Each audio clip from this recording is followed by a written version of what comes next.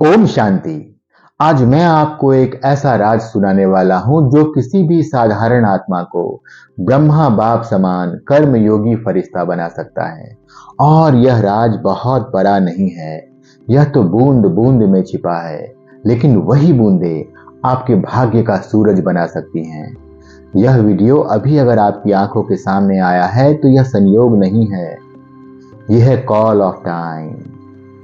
बाबा कहते हैं, आज रचता अपने ब्राह्मण बच्चों को देखकर विशेष हर्षित होते हैं, क्योंकि हर आत्मा के मस्तक पर भाग्य का चमकता सितारा है। लेकिन यह सितारा है नंबरवार, पुरुषार्थ के अनुसार, पर चमक सब में है। और यह श्रेष्ठ भाग्य किसे मिलता है? ये ना तो अमीरों को मिलता है, ना पंडितों को मिलता है, और ना तो विद्वानों को मिलता है। यह मिलता है साधारण आत्मा को। साधारण आत्मा मतलब जो सरल हैं, जो निर्मल हैं, जो बिल्कुल सहज हैं। क्योंकि परमात्मा जो है वो भी साधारण तन में ही आता है। वो साधारण तन में ही प्रवेश करके ये ज्ञान देता है और फिर चला जाता है। ड्रामा का ये जो ड्रामा चल रहा है, ये ड्रामा का अटल नियम है। परमात्मा कार्य हमेशा बूंद बूंद से होता है। परमात्मा जो ज्ञान दे रहे हैं, जो आत्माओं को परफेक्ट बना रहे हैं, वो एक साथ सबको नहीं बनाएंगे, वो धीरे धीरे होगा। 10-20 नहीं, लेकिन असंख्य आत्माओं का कल्याण होना है। लेकिन प्रश्न है कि क्या आप उस कल्याण के निमित्त बन चुके हैं? क्या आपने आत्माओं का कल्याण करना शुरू कर दिया है, या अभी भी सोच रहे हैं कि कभी करेंगे, कल करेंगे? बाबा कहते हैं, सोचना भी समय गंवाना है, करेंगे नहीं, अभी करना है, अभी बनना है, अभी उठना है और काम शुरू कर देना है। कई बच्चे पूछते हैं कि बाबा विनाश कब होगा, अभी तक क्यों नहीं हुआ? बाबा हंसते हैं और कहते हैं, विनाश का सोचकर तुम मुझे विदाई दे रहे हो क्या? क्योंकि भगवान के साथ हमारा सच्चा मिलन इसी संगम युग पे होता है, जब बाबा आते हैं, हमें हमारा परिचय, अपना परिचय देते हैं और ढेर सारा ज्ञान देते हैं। हर दिन हम सुबह उठकर अमृत वेले बाबा से मिलन मनाते हैं और जब चाहें उसे अपने पास, अपने साथ बुला सकते हैं। इसलिए बाबा कहते हैं, विनाश का सोचकर तुम मुझे विदाई दे रहे हो क्या? क्यों चाहते हो तुम विनाश हो जाए? क्या हीरे तुल्य संगम युग से मन भर गया है क्या? बाबा कहते हैं, विनाश का इंतजार मत करो, क्योंकि पेपर तो अचानक ही आएगा। एग्जाम जो होगा वो अचानक होगा। बस याद रखो, जो कुछ भी आपने अविनाशी बाप को दिया वह कभी व्यर्थ नहीं जाता।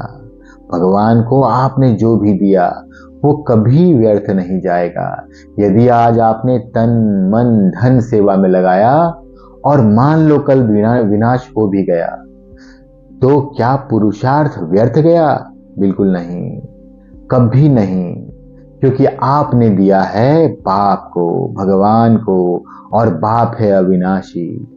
एक संकल्प, अगर आपके मन में जो संकल्प उठ रहे हैं, हर एक सेकंड एक एक संकल्प को अगर आप सफल कर रहे हो, हर एक संकल्प आप ज्ञान के अनुसार, हर एक संकल्प अपने अनुभव में, हर एक संकल्प आप भगवान को याद में अगर आप व्यतीत कर रहे हो, अगर आप संकल्पों को सफल कर रहे हो, तो आप पदम गुणा भाग्य इकट्ठा कर रहे हो।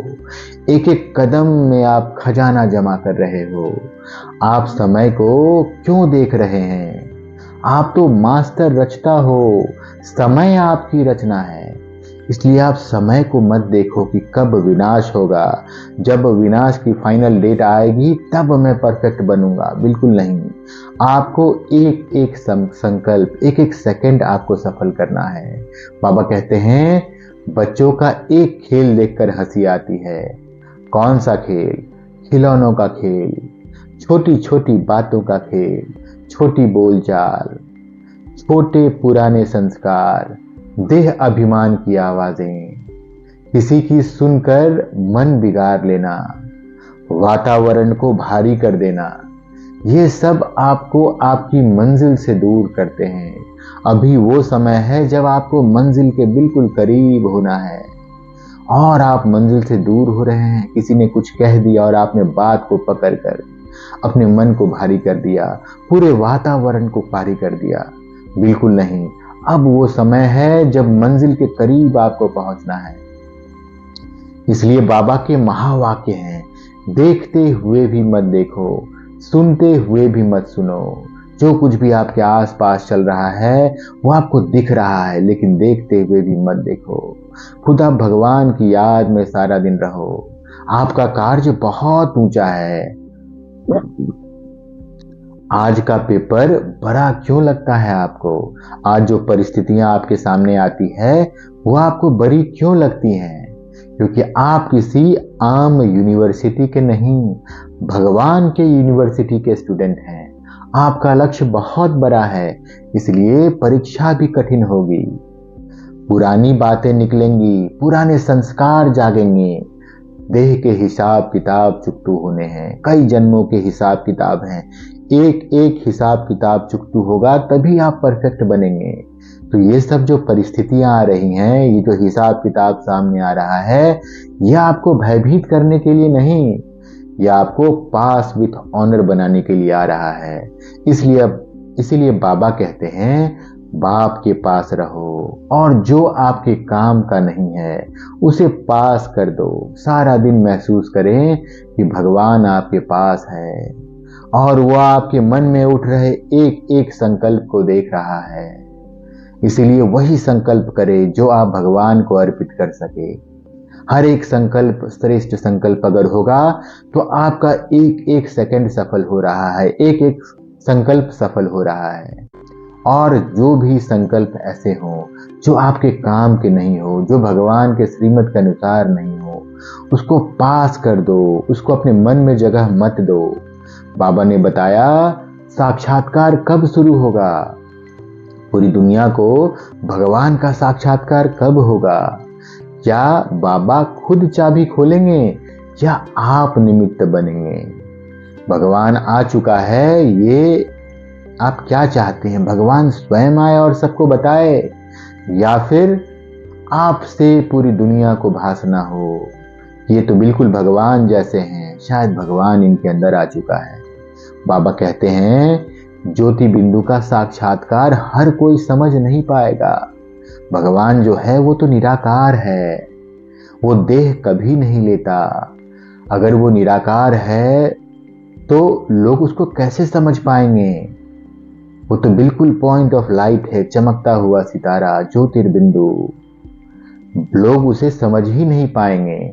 इसलिए बाप बच्चों द्वारा प्रत्यक्ष होंगे। इसलिए आपको बनना है बिल्कुल परफेक्ट, एकदम परफेक्ट, ताकि लोगों को लगे कि भगवान का अवतरण हो चुका है। किसके द्वारा?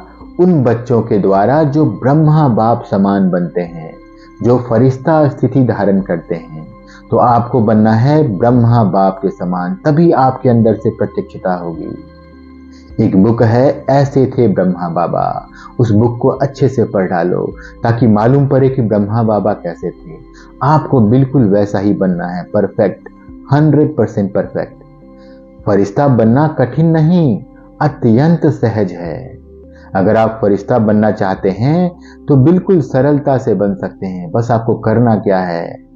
अमृत वेले उठो, सुबह सवेरे 3 बजे 4 बजे उठ जाओ और बाबा से मिलो। एक मीटिंग फिक्स करो बाबा से, आधा घंटा, 1 घंटा, 2 घंटा सवेरे सवेरे भगवान के साथ बिताओ। जो भी आपको कहना है कह डालो, उससे ढेर सारी शक्तियां लो सारे दिन भर के लिए। ढेर सारा सकाश लो भगवान से और फरिश्ता भव का वरदान लो और कर्म में प्रवेश कर जाओ। फरिश्ता कैसा होता है? फरिश्ता बिल्कुल लाइट होता है। उसका पुराने संस्कारों से कोई रिश्ता नहीं होता है। सारे पुराने संस्कार उसके भस्म हो चुके हैं। और जब आप अमृत वेला योग करके भगवान से कनेक्शन जोड़ के उठते हो तो महसूस करो कि आपका बॉडी फरिश्ता का हो चुका है, बिल्कुल लाइट। एक एंजल का बॉडी कैसा होता है, बिल्कुल लाइट का होता है, व्हाइट कलर का। महसूस करें आपका बॉडी बिल्कुल लाइट व्हाइट कलर का हो चुका है और आप यहाँ बैठे हुए हैं और अपने आप को उस फरिश्ता स्टेज में आप उठ जाएं अमृत वेले के बाद और कर्म में प्रवेश कर जाएं। एक एक कर्म जब करें तो ध्यान रहे, मैं आत्मा फरिश्ता हूँ, मेरा पुराने संस्कारों से कोई रिश्ता नहीं है। मैं शांत स्वरूप आत्मा, शक्ति स्वरूप आत्मा, प्रेम स्वरूप आत्मा, मैं पवित्र आत्मा। और फिर आप सारा दिन कर्म करते रहें। 2026 जो 5-10 दिन में शुरू हो जाएगा, उसमें आपका मुख्य लक्ष्य होना चाहिए संस्कार परिवर्तन, अपना भी और दुनिया का भी। सबसे पहले तो आपको अपना संस्कार परिवर्तित करना है। तो आज का संकल्प है, ब्रह्मा बाप समान आपको बनना है। फरिश्ता स्थिति आपको धारण करनी है, शक्तिशाली वाइब्रेशन फैलाना है। सारा दिन अपने आप को फरिश्ता महसूस करें, फील करें बाबा आपको देख रहा है। एक एक विचार जो मन में चल रहे हैं वही विचार चले जो आप भगवान को अर्पित कर सके और फालतू विचारों को सीधा बाईपास कर दें। इससे क्या होगा, शक्तिशाली वाइब्रेशंस आपके आसपास फैलेगा, वातावरण लाइट हो जाएगा, पवित्र हो जाएगा। आपको शुभ चिंतक बनना है, आपको सहयोग की लहर बनाना है, क्योंकि बाबा कहते हैं जो शुभ चिंतक बनेगा वही सबका प्रिय बनेगा, वही सबका सहयोग कर पाएगा। तो आप सब मास्टर सर्वशक्तिवान आत्माएं हैं और आपको बाबा का याद प्यार और नमस्ते। ओम शांति।